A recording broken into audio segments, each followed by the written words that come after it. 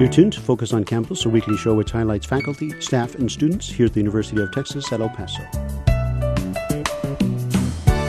Good morning. I'm Louie Saenz, your host for Focus on Campus, and joining us today is Sherry Lewis. Sherry is one of our faculty members here in the Communication Department, and we're here to talk about Thanksgiving, and I know that Thanksgiving was yesterday. A lot of you were probably still recovering or getting home from shopping, but we want to talk a little bit about Thanksgiving and what happens when you get used to a certain tradition and you go away. And the reason I say that is because I have a colleague, he's a professor at another university, and his first Thanksgiving, he went to Hawaii, where his wife is from, and he was expecting a turkey. He was looking forward to it, and out they bring this fish with a bunch of stuff on it, and it was really, they had a turkey, but they just wanted to show him the traditional stuff, and they scared him.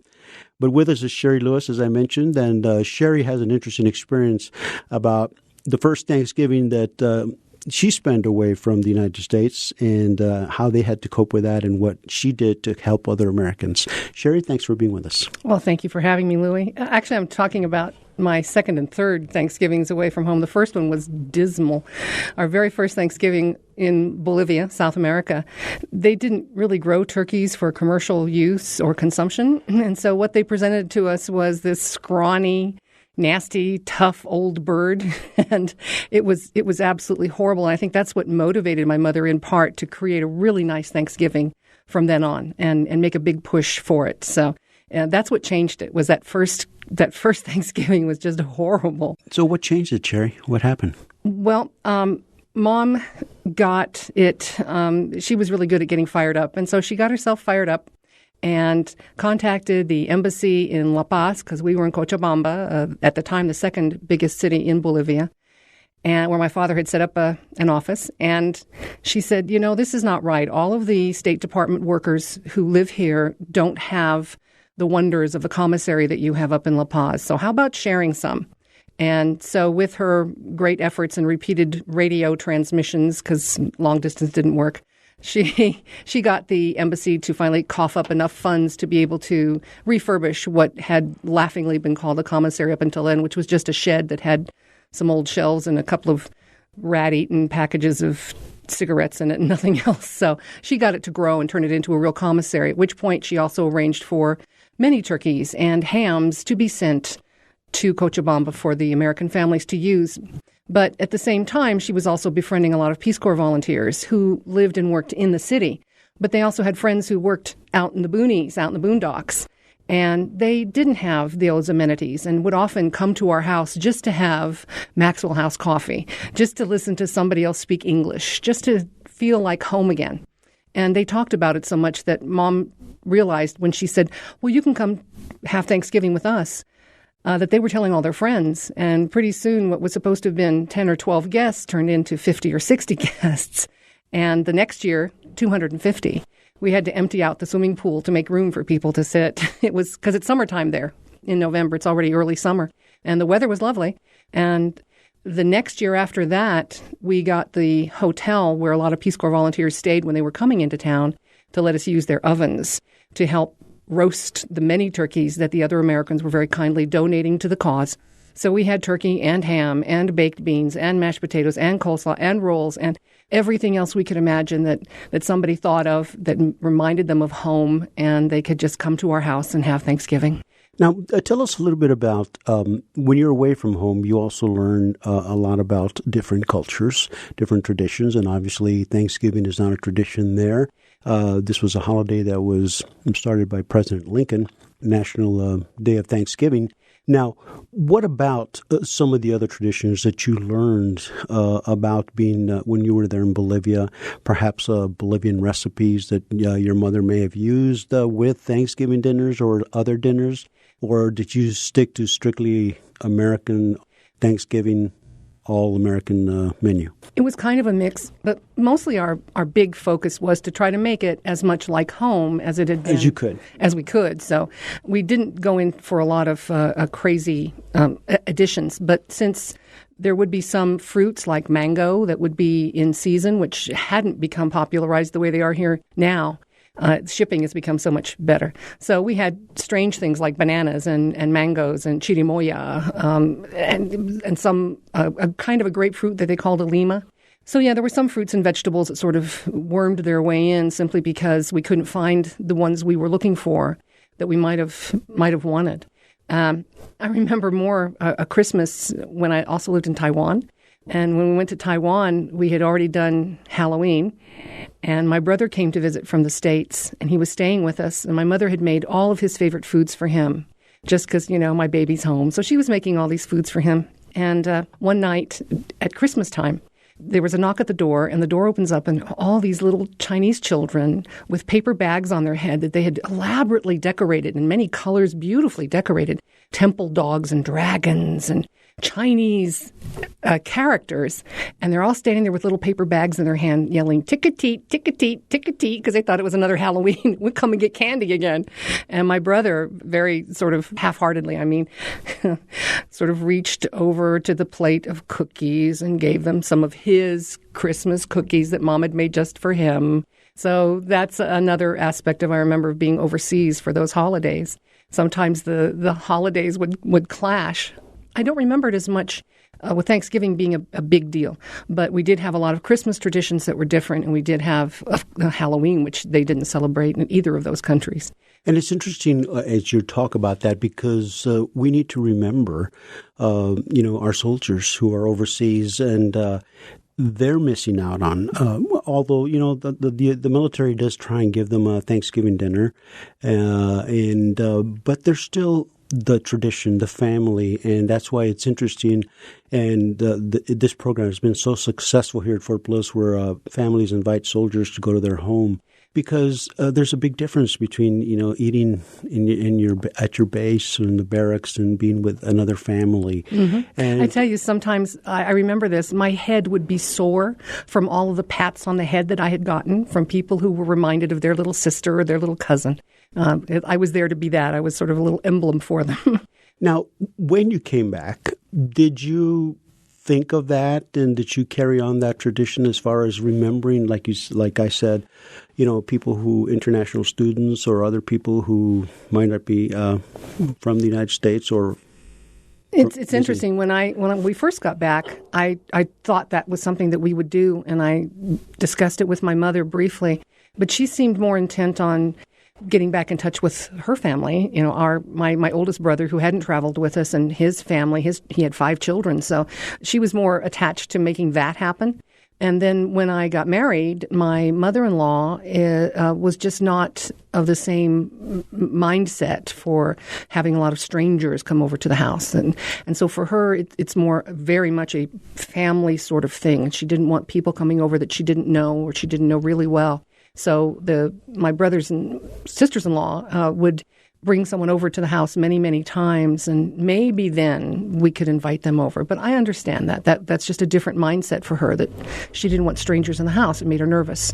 So I've never gotten back to it. We have traditions, as you mentioned, and a favorite dish. Everybody has a different holiday dish, whether it be for Christmas, New Year's, the black-eyed peas, turkeys, etc. And they mean different things to different people. In fact, there are cultures, folklore also attached as far as, how you make tamales. You have to make them a certain way or else something might happen. And we've interviewed years back Dr. West, and this is something that Dennis was able to save, and we have aired it a couple of times when he talks about holiday traditions. Is there a special holiday tradition that you would like to share with our listeners? Oh, wow. Or traditions. There are so many. For us, for me, Thanksgiving, before we went to South America, was very traditional, very Norman Rockwell-esque. My mom would have my grandmother come visit us from Nebraska. She would be with us, and Mom would cook all day until she was ready to drop, and my brothers and Dad would sit around watching football on TV, and then during halftime run outside and act like idiots and throw the football around, sometimes throw me around because I was the baby. And so I learned to be a rough and tumble tomboy as a result of that. And so my memories are very strong of those times before we went to South America and how very different it was to be so far away from home. and not be surrounded by it. I think that's one of the things that a lot of expatriates miss when they're someplace else, no matter whether in the army or working for private companies, is they miss that, the ambiance surrounding you. It's not everywhere. You have to sort of create your own little mini world where those things can happen and you can feel that way about them. As you have grown up now and you have your own family and even grandchildren, is there something that your children or grandkids like that grandma makes or mom? It's weird. My son was asking me to make all the dishes that his grandmother makes. And he was asking me about them. Well, Mom, make your green bean casserole. And I said, I don't make the green bean casserole. Grandma does that. Well, make those deviled eggs. I said, honey, that's something your grandmother does. I mean, I know how, but I've never been asked to do that before. My dishes tend to be, I did a lot of desserts, and I would sometimes sort of take a what's considered a classic dessert and fancify it a little bit.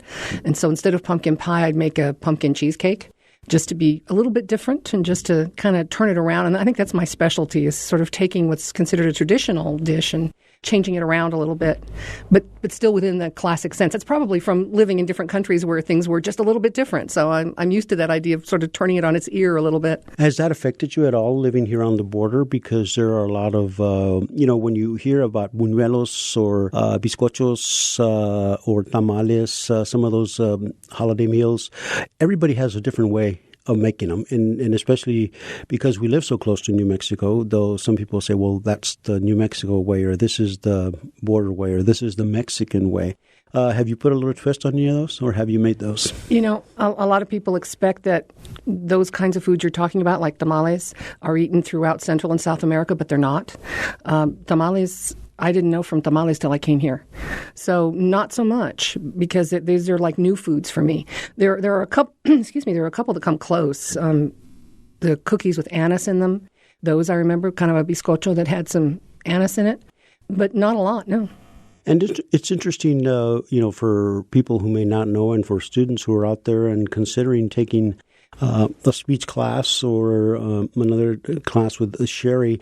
I think that's what helps you, and correct me if I'm wrong, when you're working with your students as far as speeches and announcing, dialect, because a lot of people don't realize that they can do it. Like, I've never cooked a turkey. I've never done this, but you tend to bring out that person that can-do attitude. We've got to get in. Yes, you can. Yeah. And you can adapt. You can adapt, and you can learn to love where you are and what you're doing, and learn to appreciate as much as you can the foods and all the other aspects of the culture. And it is something that you have to be open to. And I was lucky that my mother pushed me in that direction. First time we went overseas, she said, you are a visitor in this country, so it's up to you to learn about them. It's not up to them to learn to speak English to you. So she sort of laid that in front of me like that, and I just took it and ran with it. And is that how you get your students to come out? Because we both taught speech classes, and we know that public speaking is one of the worst things that they hate. They'd rather be dead. They'd rather be, the guy in the coffin that they're talking about instead of the guy talking. But after you hear them speak, you have the ability to bring them out, and I've seen you do it, where, all of a sudden they're talking in a British accent or Irish dialect, etc. Yesterday, I was doing a dialect. I'm trying to remember exactly what I was saying, but there was this one student who just kept giggling. I think I was doing Irish. And so I was saying to him, and it was Scottish. I was saying, how could we possibly have this education system here in this country? And here we are, and it's from Scotland. And he was just laughing himself silly. And I said, do you appreciate that little dialect? And he's like, yeah. I said, well, that's one of my specialties, but I don't get to express it very often. So it's joy when I get to pull that stuff out. And what I also do is emphasize to students that dialect is not necessarily a bad thing. Sometimes you can use that to your advantage. It can be very attractive. I say sexy. It's sexy. People are attracted by interesting dialects as long as your diction is clear, and that's my emphasis to them. I was going to say, because sometimes that becomes a negative stereotype. It's not a dialect, it's an accent. Exactly. And I stress that to them repeatedly. I'm always on them about that. No, it's not the dialect that's a problem. It's that your diction is sloppy, and you need to understand that in public speaking, with the distance attached, your diction becomes even more paramount, even more essential to clarity of understanding and then the appreciation from the audience as a result. Well, Sherry, thank you very much for sharing with us. Happy belated Thanksgiving to you and happy holidays. Same to you. My pleasure. We've been visiting with Sherry Lewis, one of our professors here in the communication department, sharing a little bit about her holiday past when she was overseas and also telling us a little bit about some of the holiday traditions that they have. Focus on Campus is taped and produced at the KTEP Studios, University of Texas at El Paso Communication Building. Our thanks to our engineer and producer, Dennis Wu. You've been tuned to Focus on Campus. I'm Louie Saenz.